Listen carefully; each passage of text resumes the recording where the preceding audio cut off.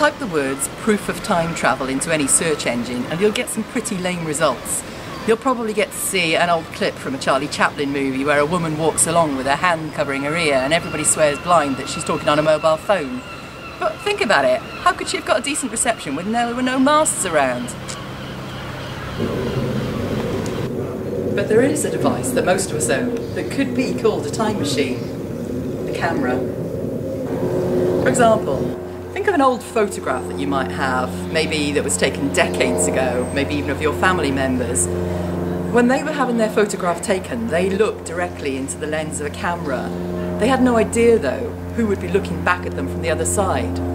It could be you, decades on. So if you're looking into the lens of a camera, having your photograph taken now, you have no idea who's looking back at you from the other side of that lens.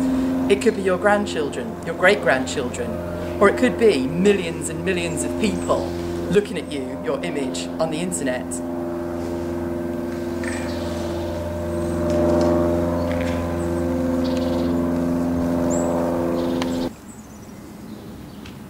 But now let's go beyond the 2 dimensions of a photograph.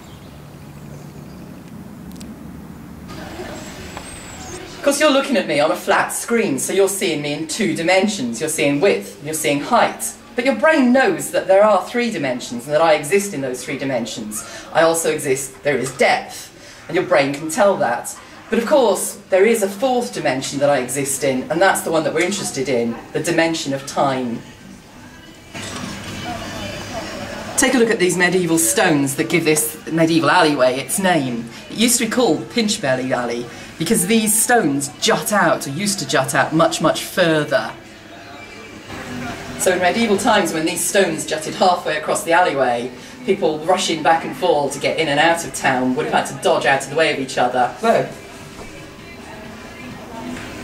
If you live in an ancient city like I do here in Gloucester, the past is all around you. You just need to know where to look for it.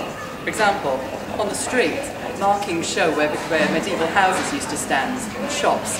So I am standing in a medieval shop. The past is everywhere.